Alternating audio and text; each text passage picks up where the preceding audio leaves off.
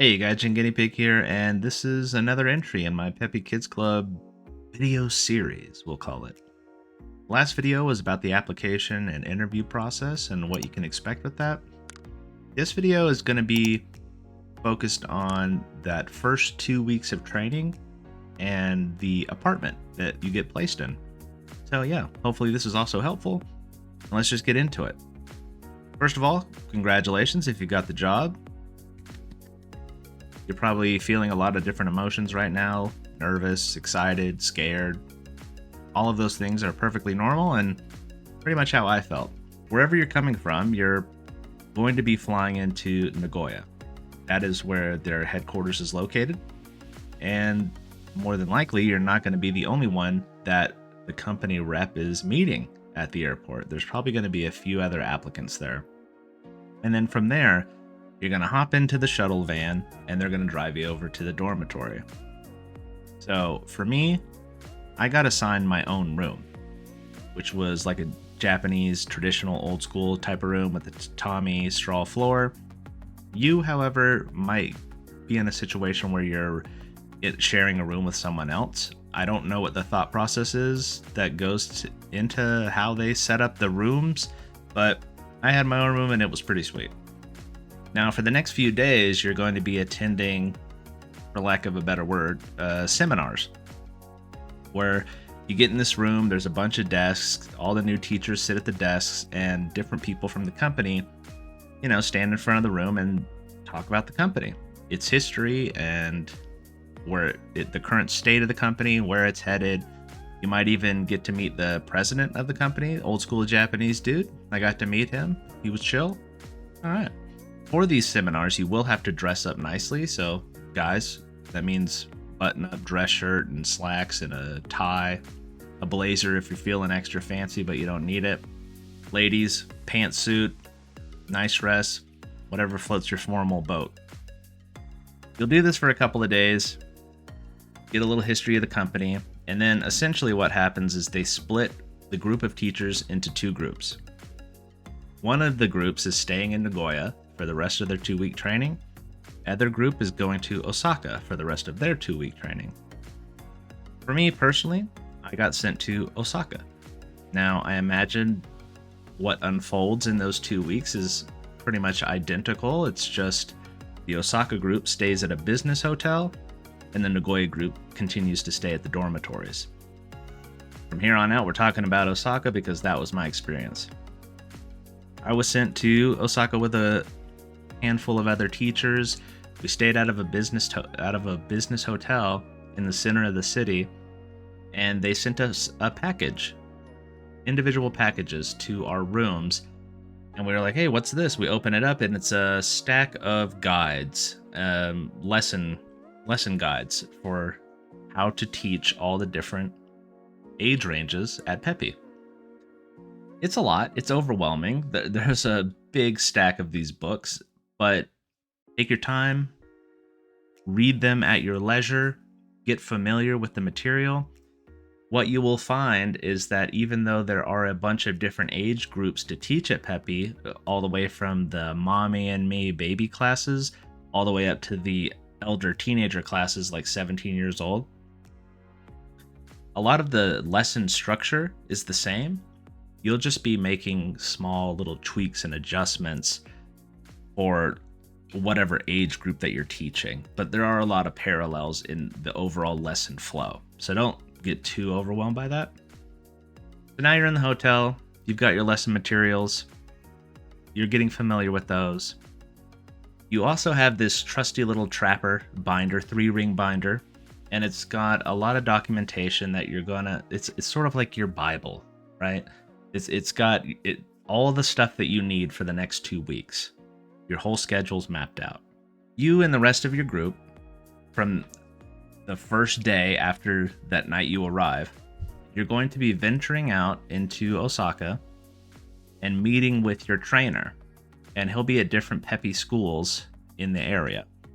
This means learning the Japanese train system, public transportation. If you've been to Japan before, you might be familiar with this. If you have not, it can be overwhelming. My advice is to just stick together as a group and lean on each other and Just sort of help each other get through those 2 weeks together, because it's a lot. Don't be that rogue guy that's like, I've been to Japan before, I know everything. I don't need your help. Nobody likes that guy anyway.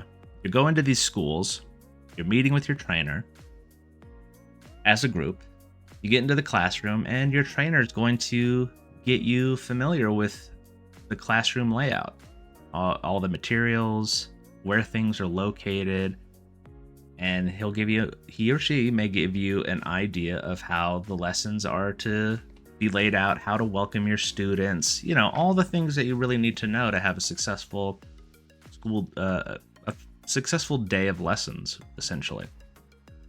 What's really good about Peppy is that, like most companies, I guess, can't speak for most companies, but no matter where you go in Japan, what classroom you're sent to teach, all of the classrooms pretty much have the same materials.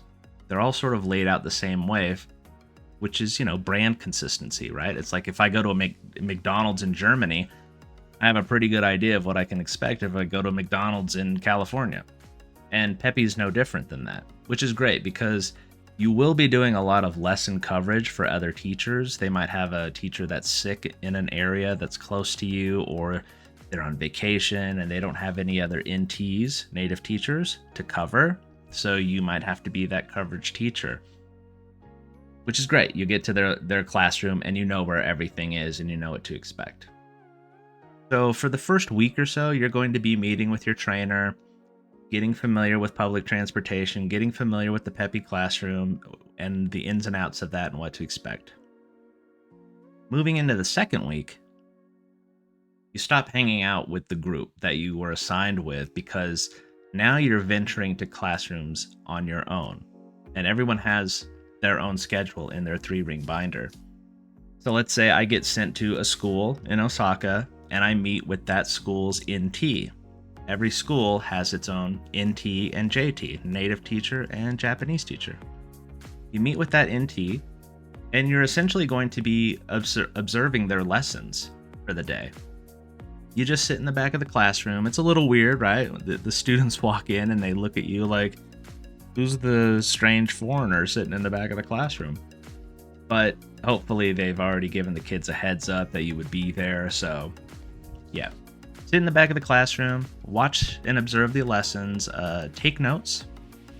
Definitely ask questions of the NT. Anything that you may not be sure about or anything that you're curious about, use the NTs as a well of knowledge to get as prepared as possible for when you're teaching your own lessons. More than likely, you'll never see those NTs again unless your placement is the same area, which it most likely won't be. You'll never see these people again, so just get as much information from them as you can. You'll do this for a couple of days, observing lessons. It's a really great way to really get an idea of how the lessons sort of begin in the evening and end at the end of the evening, right? Like how everything just flows. It's really important. Like, you know how it is. It's one thing to see something on paper and read about it, and it's a completely different thing to experience it firsthand. After you do this for a couple of days, you'll be sent to another school and meet with their NT. Only this time, you're not just observing. You're actually going to be teaching your first lesson. I know, it's a little overwhelming, right? Everything's happening so fast in a short amount of time. Trust me, you can do this. You talk with the NT. Let's say they have 4 lessons that day.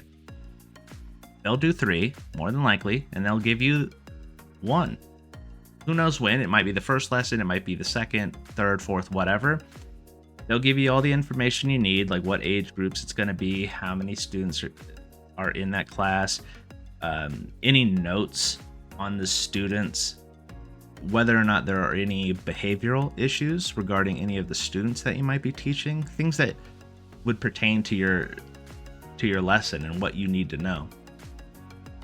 I'll tell you, when I was in Osaka and I had my first lesson that I had to teach, it was a disaster. I believe it was like a 7-year-old, 8-year-old age group. And the kids were fine. They were really sweet to me. They didn't they didn't give me a hard time. I was just overwhelmed at the newness of everything. Even though I had taken notes, even though I had a general idea of what to expect, again, like I mentioned, it's still completely different than reading about something and observing something, and then suddenly you're in control of it. It was a disaster. I kept relying on the NT to answer questions during the lesson, which is no good because it's just breaking up the flow and the immersion of the lesson for the kids. And they're just like, what is going on here? Afterwards, she was very candid with me and told me what I needed to work on and how it could have gone better. It could have gone so much better. But that's sort of my advice to you. That's sort of words of encouragement I want to give to you, is that even if your first lesson or your first lessons are a disaster, don't panic too much. I mean, you are learning something that's more than likely completely new to you and way outside of your wheelhouse of normal skills or things that you've done before. And it's a lot, and it's overwhelming. So don't panic too much. Just do your best to learn from your mistakes so that you don't repeat them, right? All right, now you've got a couple of lessons under your belt. You have a pretty good understanding of what to expect when you are in the classroom. You're pretty much going to do that for the rest of your 2 weeks of training. They do try to wean you into the process step by step, right? You just start out learning, then you start observing, then you start teaching. It's a gradual process. Now, 2 weeks are done. You're like, what now? Well, here's your train tickets. You're going to be going to wherever your placement is. I was placed in the southern island of Kyushu, so it was quite a distance from Osaka. It's an experience, you're riding the train through the countryside, you're seeing all the sights, taking it all in. One thing I would like to tell you right now that maybe Peppy doesn't tell you from the jump is that pretty much all of their classes and their classrooms are in the countryside or in very rural locations. This is sort of their bread and butter and their business model. And it's a very, very smart business model. Most Eikawas or English schools focus on cities and putting locations in train stations, very convenient locations.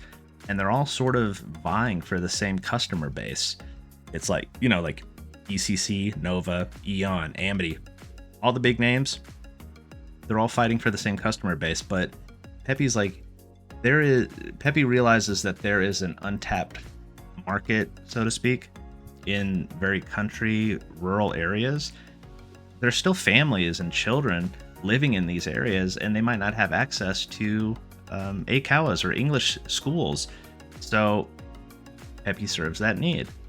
But if you don't know that, you might be a little surprised to learn that. If you're expecting bright lights, big city, I'm living in Japan, everything's future tech and high tech and all this other stuff, that's not the case. More than likely, you're going to be in an area where you are the sole foreigner, or maybe one of a handful of foreigners, and you'll be turning heads. Let's just put it that way.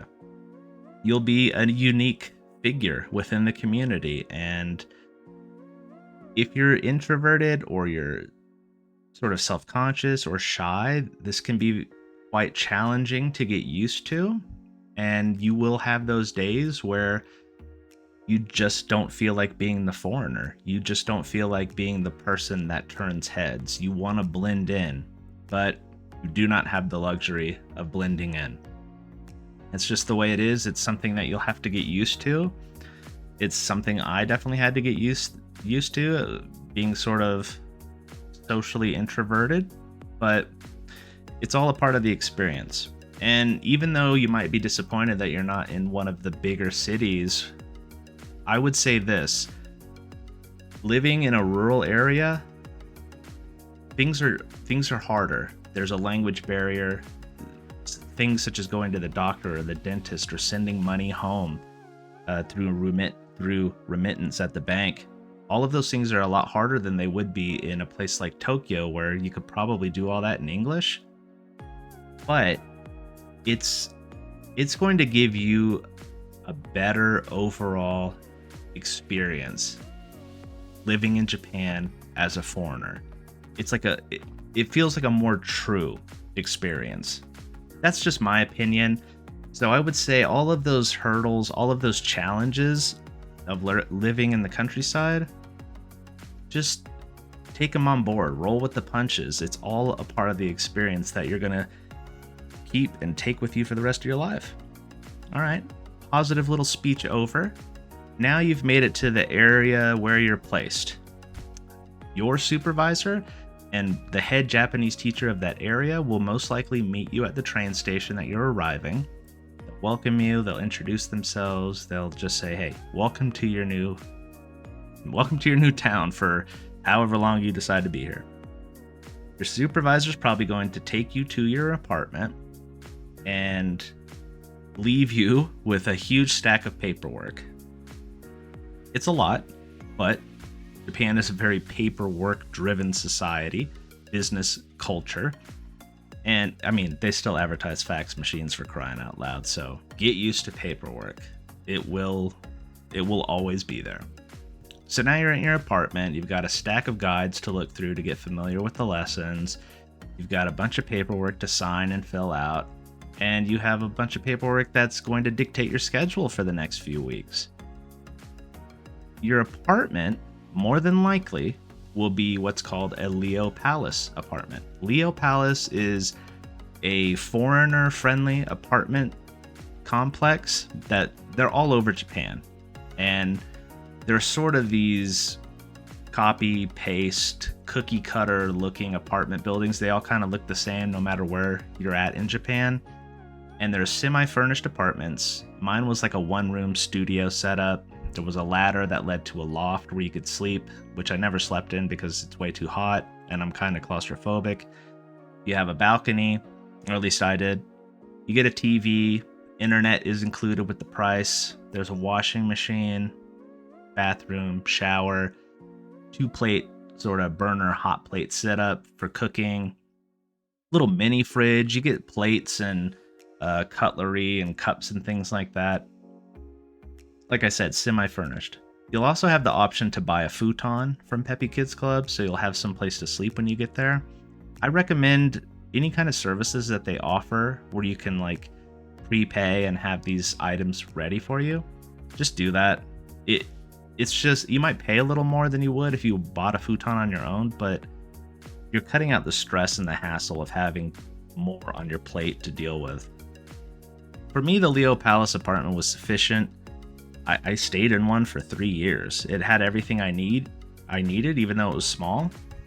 Keep in mind, all apartments are small in Japan, so, you know, try not to be that guy or gal that's like, why is everything so small? You're on an island. Everything's smaller.